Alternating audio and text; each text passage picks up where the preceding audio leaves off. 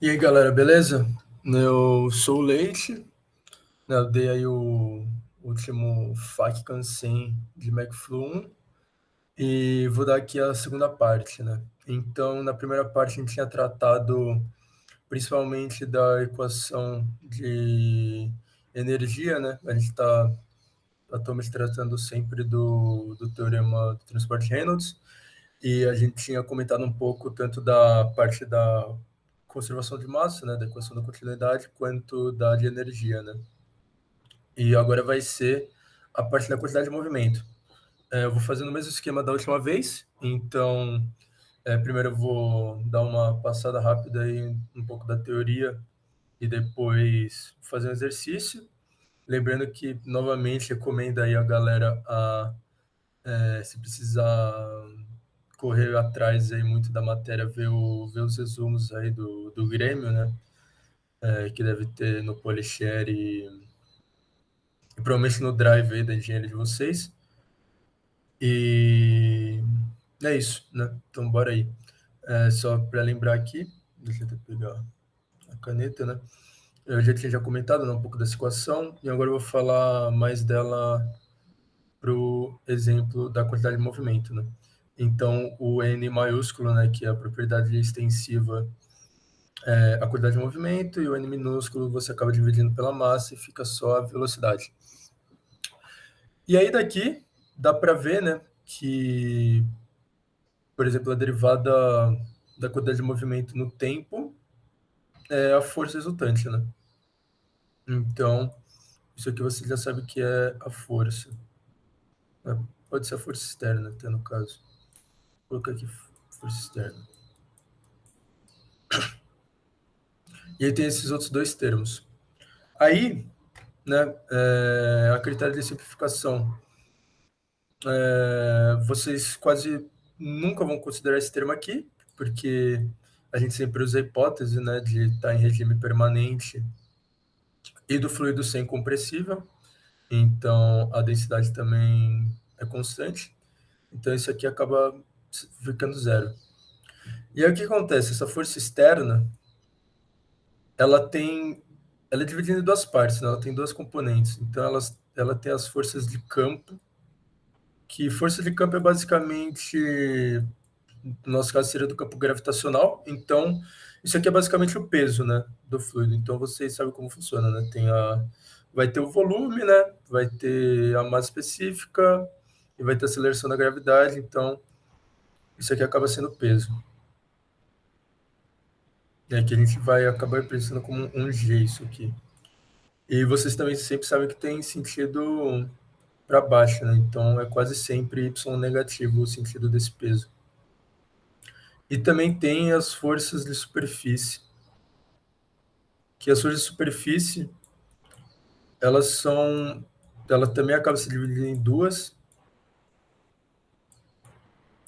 e então tem tanto a de pressão, né, quanto a de cisalhamento. Nossa, é mais complicado, galera, foi mal. E aí o que acontece? Né, fazer a dedução completa vai ser. Eu não vou fazer por, né, a fórmula. Eu acho mais importante acabar explicando a fórmula para vocês saberem como usar na prova. Mas o que acontece basicamente é que, né, você deve lembrar, né, que tem aqui o volume de controle. Então eu vou fazer aqui um volume de controle padrãozão.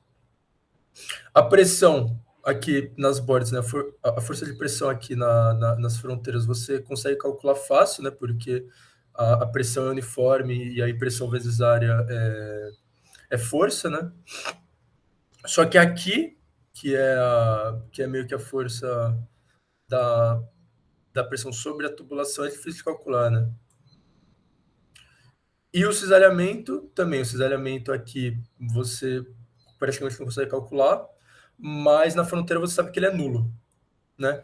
Então, o que acontece é, né, eu falei, né, que o cisalhamento na fronteira é nulo, a pressão na fronteira você consegue calcular, e tem essas duas aqui, que a somatória dessas duas, tanto a do cisalhamento aqui quanto a da pressão aqui, é basicamente a força que a superfície, que a tubulação exerce no fluido, né? E aí você faz a dedução dessa equação e você vai acabar chegando nessa equação aqui. Então, o G a gente já comentou, é a força de campo, né, que é a força-peso, como está mencionado aqui. Esse R, ele é essa força que eu também acabei de comentar, que é essa força que a superfície exerce no fluido. Então, é basicamente essa pressão nessas bordas e o cisalhamento nessas bordas, né? E aí aqui, ainda está aqui, mas também você, na maioria dos casos, vai acabar cortando isso aqui e acaba sobrando esse termo. E aí esse termo, se você acaba prestando atenção, que é esse psi aqui, né? Acho que é psi, né? O nome dessa letra grega. O que rola é que ele tem duas componentes, né? Que fala que é uma função de impulso com unidade de força. E ela tem esse P vezes S, né? Que então é a pressão vezes área, que é essa parcela da pressão que você consegue calcular aqui, que você basicamente, né, ela estava aqui, você passa ela para cá. Então, o que aconteceu é basicamente isso. Você somou isso aqui com essa parcela da pressão que você consegue calcular que você passou para cá. Então, esse psi, ele é a pressão vezes a área, mais esse B, que é uma constante que foi achada experimentalmente, que é 1 ou 3 quartos. Assim, dá 99% dos casos eu acho que você vai acabar usando um, mas vale a pena ficar ligado aí, caso no exercício eles mencionem que é regime laminar, alguma coisa assim. E aqui a vazão máxima vezes a velocidade, né? Então, é tranquilo, porque você acaba cortando isso aqui, então é basicamente a somatória nas fronteiras da pressão vezes a área, mais a vazão máxima vezes a velocidade. Certo? Então, o que rola é que ela é bem simples, né? A maioria dos exercícios, o que você vai ter que fazer delimitar certinho essa superfície, esse volume de controle e, e usar os cálculos. A única coisa que é importante ressaltar dessa fórmula aqui é que a velocidade, né, você muito provavelmente vai acabar usando ela no formato de esse SM ponto, né? Ele é ρ vezes Q, né? Vezes V. E aí o Q você também sabe que é V vezes A, né? Esse aqui. Então vai acabar ficando ρ a V ao quadrado, né? Essa parcelinha aqui. E aí o que vai acabar acontecendo é que esse V, ele é a velocidade relativa. Agora não fica tão claro de ilustrar isso, né? Mas em muitos dos casos, em muitos exercícios, a, a plataforma, não, a plataforma não, a tubulação, ela, ela se move com uma certa velocidade, então é como se o sistema inteiro estivesse se movendo. Então você sempre vai acabar fazendo a velocidade relativa. Tá? Esse V aqui é importante saber disso. E também é legal você sempre tirar o V dessa vazão máxima de dentro, porque senão você acaba esquecendo de colocar a velocidade relativa nesse semiponto, tá? Então, assim, da parte teórica é isso da equação, né? Então, tem a força de campo, tem essa força que a tubulação exerce no fluido que você não sabe, né? Isso aqui pode ser tanto em X quanto em Y, tá? Dá a depender do problema. E essa aqui, né, vai ser quase sempre em Y, né? Pelo menos que, sei lá, o problema esteja de lado ou alguma coisa assim. E você vai acabar quase sempre trabalhando com isso aqui. Lembrando que na SN aqui, ele é a normal da superfície de controle, ela sempre aponta para fora, né? Então, aqui é como se o N fosse negativo, aqui é como se o N fosse positivo. E não tem mais aquele produto, tá? Igual tinha aqui. Então, vai ser realmente o sentido desse N aqui. E aí eu vou fazer o exercício que eu acho que vai ficar mais claro para vocês entenderem como usa a equação e como que funciona tudo isso. Beleza? Eu vou só dar uma pausada aqui e pegar o exercício aqui.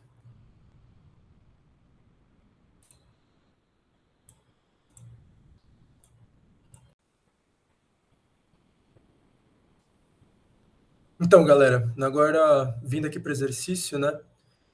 Esse aqui é um exercício da P3, eu não sei o ano, mas ele é legal aí que trata bem do que a gente falou na teoria e vai ser provavelmente bem próximo do que vocês vão ter na prova, fora essa alternativa 1, né? Porque vocês estão com prova de teste, então essa aí não tem muito a ver. Eu também não vou comentar muito dela, porque ela é basicamente o que eu estava comentando na teoria, né? Então, vindo dessa equação, essa aqui, e você ainda corta isso aqui, né? Porque regime permanente, fluido incompressível, certo? Então, era basicamente isso assim a 1. A 2, né, pede para calcular a relação entre as vazões dos dois jatos de água para que o carrinho permaneça em equilíbrio estático. Ele dá o diâmetro, o peso específico e esse ângulo, né? Dá para ver por aqui, né, que o diâmetro das duas tubulações eles são iguais. E eu vou então delimitar aqui as nossos volumes de controle, né? Esse aqui eu vou chamar de 1, esse aqui eu vou chamar de 2. Coloquei esse 2 aqui num lugar meio ruim. Esse aqui eu vou chamar de 2. E então aqui vai ser, eu vou colocar um Ezinho, aqui um S, para falar que é a entrada e a saída, Ezinho e um S, tá? Então, para calcular essa relação entre as vazões, né, ele fala que é equilíbrio estático, né? Então, você sabe que a força resultante é igual a zero, né? E você sabe que a velocidade do carrinho é igual a zero. E aí, só fazendo aqui um diagrama de corpo livre, né? Lembrando que, né, antes de fazer aqui o diagrama, o R, que a gente acha aqui pela fórmula, ela é a força que a superfície exerce no fluido, né? Só que como a gente está fazendo esse diagrama de corpo livre, a gente quer a força que o fluido exerce na superfície, né? Então, a força que esse jato de água está exercendo no carrinho. Então, aqui é como se fosse o menos Rx2 e aqui menos Rx1. Repare que eu não considerei esse G, porque a gente, eu coloquei aqui o Rx, né? Porque a gente só está se importando com as parcelas horizontais, né? Então, as parcelas verticais, tanto do peso quanto do jato d'água, elas não importam, porque ela não contribui, né, para esse movimento horizontal do carrinho, né? Então, o que no máximo ia mudar ia ser a força normal que o carrinho exerce aqui no chão. Isso a gente não está se importando. Então, a gente vai calcular esse Rx1 e esse Rx2, né? E aí depois colocar o menos e somar. Então, o que isso aqui está falando, né? Que o menos Rx1 menos Rx2 é igual a zero, né? Então, Rx é igual a menos Rx2. Tá? Essa aqui é a relação que a gente vai seguir para o exercício. E aí, então, para calcular esses Rx, a gente lembra, você vai calcular basicamente o Psi e Vsn. Né? Então, o Psi ele é igual a pressão vezes área mais beta vazão máxima vezes a velocidade. Nesse exercício aqui, né, aqui dá para ver que está sobre pressão atmosférica, e como ele trabalha com pressão relativa, esse P vai acabar sendo zero. Tá? Então, essa parcela aqui vai para zero. O beta, a gente assume que está em regime permanente, podia até calcular o Reynolds, e vai estar realmente em regime permanente. E aí, então, esse beta aqui vale 1. Tá? Então, sobra esse M ponto V. O M ponto, né, é a vazão máxima, então é ρ vezes A vezes V. Né? O AV é a vazão, e o ρ é para virar máxima. E sobra esse outro V aqui, então, V ao quadrado. Então, é isso aqui que é o Psi. E o Psi, né, a gente vai acabar fazendo as devidas para cada um desses casos, né, tanto para um quanto para o 2. E aí também o n tanto para 1 quanto para o 2. Né? Então, eu vou primeiro agora tratar só do 1. Vou só dar uma apagada aqui. Vou primeiro colocar esse rx, essa equaçãozinha aqui em cima, para a gente lembrar dela. x1 igual a menos rx2. Tá? E aí eu vou dar aqui uma apagada. Isso aqui também eu vou acabar deixando. Então, né, isso aqui a gente já mostrou ali as simplificações, que esse acaba ficando assim. E também o diagrama de corpo livre. Beleza. Né? Então, agora a gente vê para o 1 e para o 2. Começando pelo 1, psi1, né? A gente vai colocar, então, o ρ é igual para os dois, né? O a 1, que também vai ser, acaba sendo igual para os dois, então eu nem devia ter colocado a 1, né? Porque o diâmetro dos dois é esse dj, que é igual. Então, eu vou até apagar esse 1 aqui. E aí tem o V1, que realmente isso aí a gente não sabe, né? Se é igual ou não ao quadrado. E aí vai ter os n's, né? Esse psi, acho que dá para ver, né, que ele vai ser igual nos dois, né? Então, tanto na entrada quanto na saída, o psi é o mesmo, mas muda entre a entrada e a saída o n. Então, o n da entrada, né, adotando o sistema de coordenadas assim, ele vai ser menos i, né? E o n da saída, ele está com esse ângulo aqui de 60 graus, então ele vai acabar sendo cosseno de 60 em i mais seno 60 em j. Mas a gente não está importando com essa parcela em j, né? Por aquilo que eu já comentei, né? A gente não está, o G não é importante, então tudo que está em y não é importante para a gente. Então acaba ficando esses dois n's aqui. E aí, então, é a gente fazer o Rx1 é igual a somatória do psi vezes o n. Então vai acabar sendo OA V1 ao quadrado vezes menos i, né? E como a gente está em x, então acaba sendo menos 1, mais OA V1 ao quadrado cosseno de 60. Então, só para ficar mais bonitinha aqui a equação, ela vai acabar ficando cosseno de 60 menos 1. Isso aqui é o Rx1. Né? E aí, para o 2, também acaba sendo a mesma coisa. Só que, para o Psi2, o que vai acabar sendo diferente, né? A área é igual e o ρ é igual. O que vai acabar sendo diferente é a velocidade, né? Que a gente não sabe se é igual ou não. E os n's, né? O n agora aqui para a parte 2, ver se dá para fazer tudo aqui na mesma... Aqui é o 2 e aqui é o 1. O NE, ele agora, né, ele tá... Lembrando, né, que os N's eles sempre apontam para fora aqui da superfície, né? Eu tinha esquecido de comentar isso, de relembrar isso, aqui resolvendo o exercício. Né, então aqui, ele sempre aponta para fora, né? Então aqui no 1, menos I, aqui os dois são positivos. Aqui agora, no NE, é igual a I, né? Tá apontando aqui para o sentido positivo. E o NS é igual esse outro NS aqui. Então, eu vou só deixar aqui o cosseno de 60, tá? Que a gente já viu porque corta esse seno aqui. E aí o ρ acaba sendo a mesma coisa. O ρ não, esse R acaba sendo a mesma coisa, né? Só que em vez desse menos 1, é mais 1. Então, eu não vou nem fazer toda a simplificação. O Rx2 acaba sendo igual a OA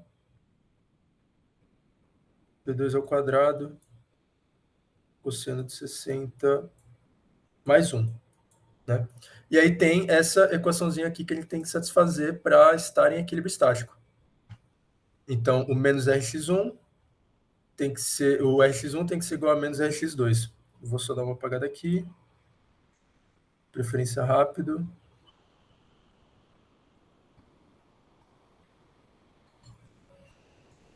Tá tão rápido assim, mas...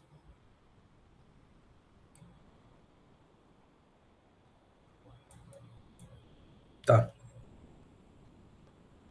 Então, né, agora, colocando aqui dentro dessa equação, né, vai ficar, então, ρ a v1 ao quadrado cosseno de 60 menos 1 igual a menos ρ a v2 ao quadrado cosseno de 60 mais 1. Rho é igual para os dois, pode cortar. A é igual para os dois, pode cortar. Cosseno de 60 é meio, né? Então aqui vai acabar ficando menos meio. E aqui vai acabar ficando 3 sobre 2. Né? Então vai ser V1 ao quadrado vezes menos meio é igual a... Tem esse menos aqui, então menos 3 sobre 2 V2 ao quadrado.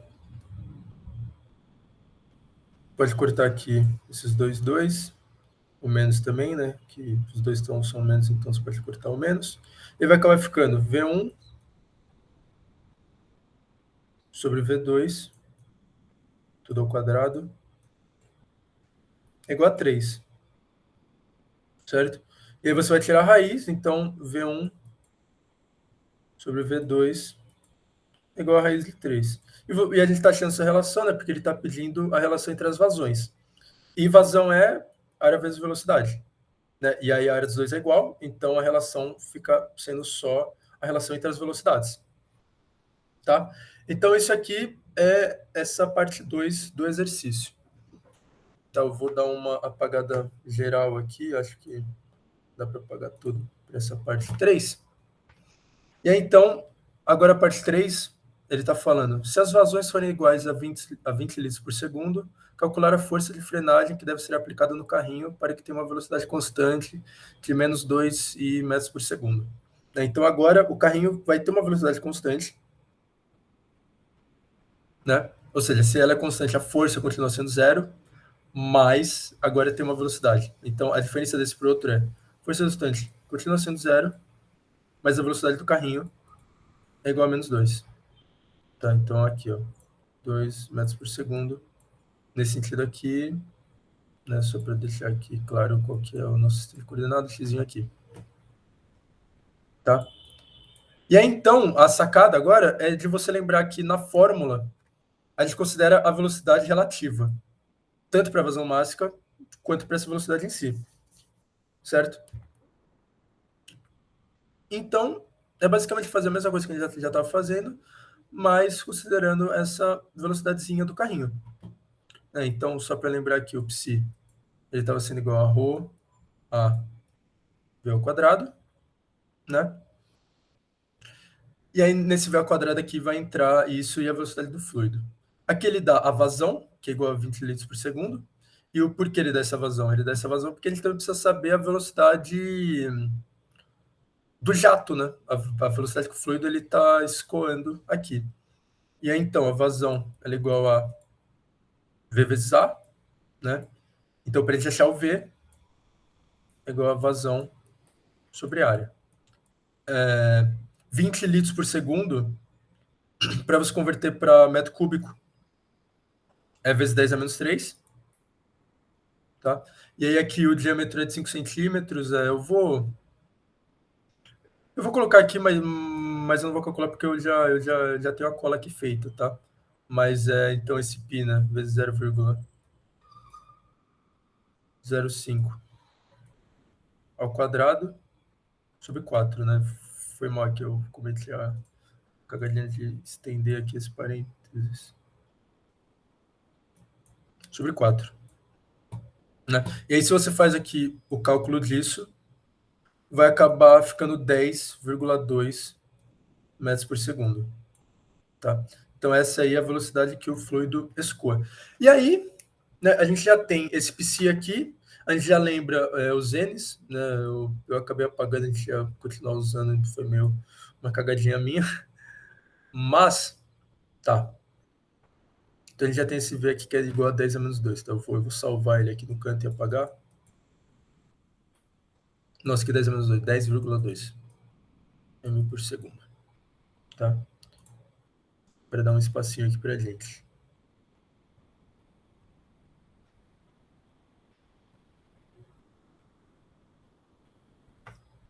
Tá.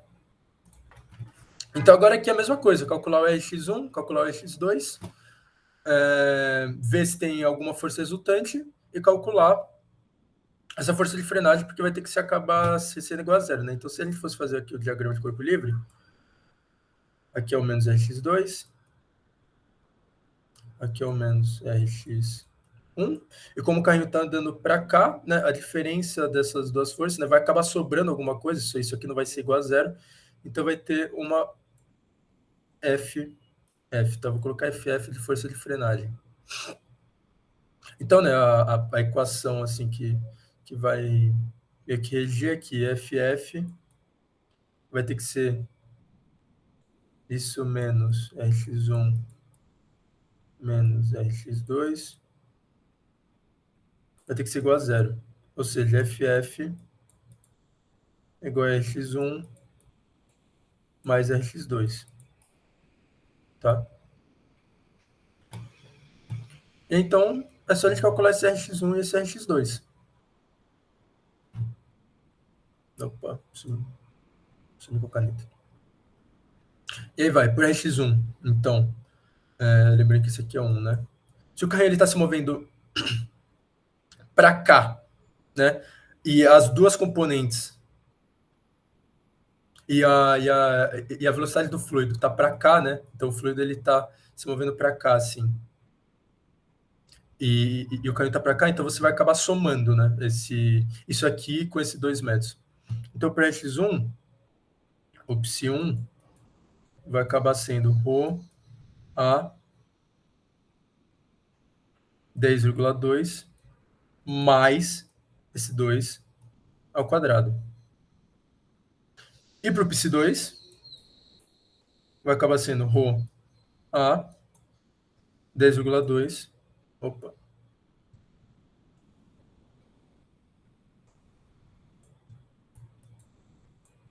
Menos esse 2.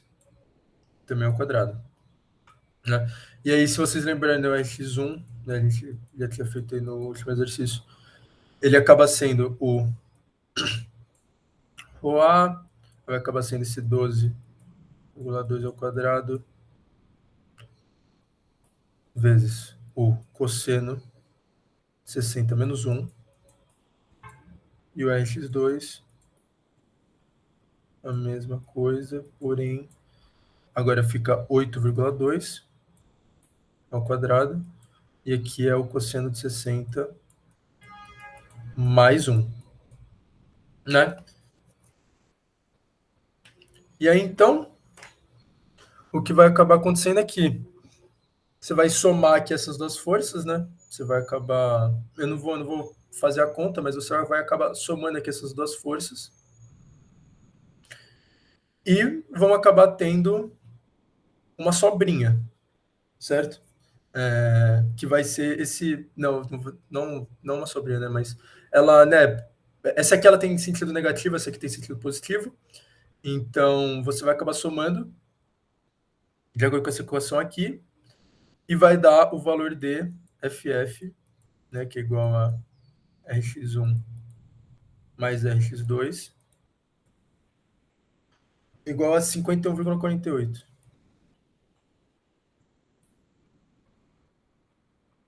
Beleza? Então, é meio que isso, galera. Espero que tenha ficado claro aí, né, a resolução do exercício. E qualquer dúvida pode chamar. Ainda vai faltar uma outra parte aí, né, que é da equação diferencial, né, que é Navier-Stokes, basicamente, e a equação de Euler, dependendo de como for o modelo de fluido que a gente vai usar. Mas a parte da P2 é bem nesse esquema, eu recomendo fazerem outros exercícios aí para dar uma treinada. E valeu, galera. É isso. Falou.